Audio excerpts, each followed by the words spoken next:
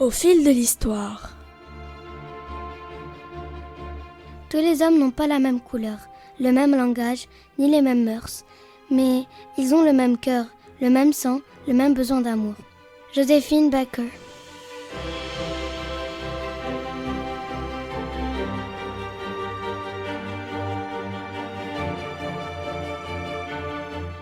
Joséphine Baker est une chanteuse, danseuse, actrice, meneuse de revue, mais aussi une résistante pendant la Seconde Guerre mondiale. Vedette du music hall pendant les années folles, la jeune artiste américaine devient rapidement célèbre à Paris en dansant le Charleston.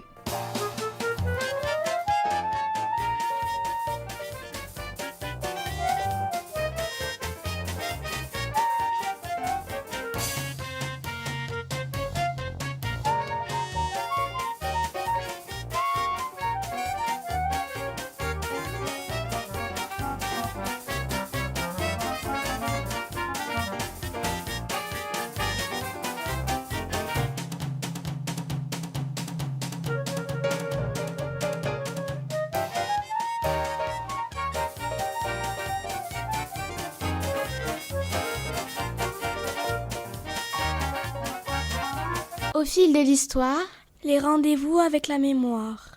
Joséphine naît en 1906 dans le Missouri, aux États-Unis. Oui, Ikram, et sa petite enfance est malheureuse. Sa famille vit dans la misère. Elle doit souvent travailler comme domestique dans une riche famille de blancs et ne peut donc pas aller à l'école tous les jours. Et on la marie très jeune, Camélia, dès l'âge de 13 ans. Mais le mariage ne dure qu'un an. Elle travaille ensuite comme habilleuse dans une troupe et remplace un jour une danseuse malade. C'est le début de sa vie d'artiste. À 16 ans, elle quitte son deuxième mari pour s'engager dans une nouvelle troupe à New York. Oui, et 2 ans plus tard, on lui propose un contrat dans la capitale française.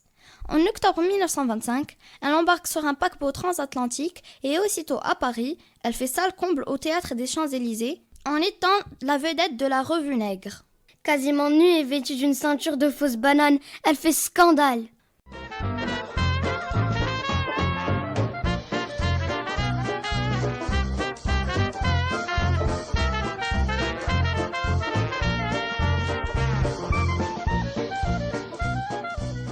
En dansant cette fameuse chorégraphie, elle ironise bien évidemment sur la politique coloniale des Européens.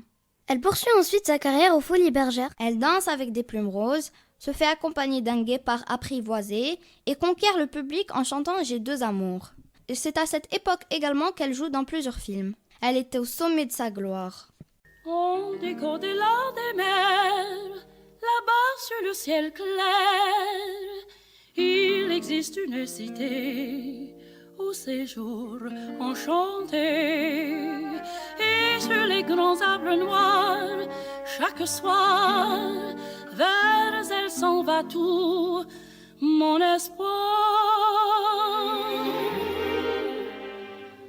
J'ai 2 amours, mon pays et Paris, pareil toujours, mon cœur est ravi. En 1936, elle retourne aux États-Unis pour une tournée. Mais le succès n'est pas au rendez-vous. De retour à Paris, elle se marie une 3e fois avec un industriel français d'origine juive, Jean Lion. Joséphine acquiert la nationalité française et le couple s'installe en Dordogne au château d'Émilande. Mais la Seconde Guerre mondiale est déclarée. Joséphine permet à son mari de se réfugier aux États-Unis, puis elle s'engage dans la résistance auprès des forces de la France libre. Elle devient un agent de renseignement et profite de sa notoriété pour traverser les frontières avec des microfilms cachés dans son soutien-gorge. Elle poursuit ensuite sa mission au Maroc où elle chante devant les troupes d'Alliés. Et en 1944, elle s'engage dans les forces féminines de l'armée de l'air. À la Libération, elle reçoit de nombreuses récompenses comme la Croix de guerre et la Légion d'honneur. En 1947, Joséphine se marie avec un chef d'orchestre. Ne pouvant avoir d'enfants, elle en adopte 12 de tous les horizons. Corée, Japon, Maroc, Côte d'Ivoire. Une véritable colonie au château d'Émilande qu'elle appelle la tribu arc-en-ciel.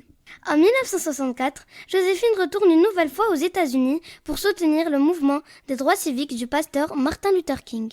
Elle participe à la marche sur Washington et prononce un discours vêtu de son ancien uniforme de l'armée de l'air et de ses médailles de résistante. Très généreuse, elle est malheureusement endettée et doit quitter le château des Milandes en 1968.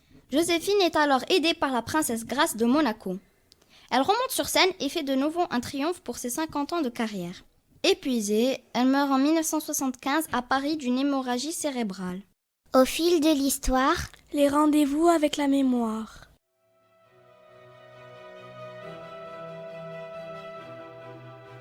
Cette 10e émission était la dernière de la saison. Nous vous remercions pour votre fidélité Et vous donnons rendez-vous l'année prochaine pour de nouvelles émissions.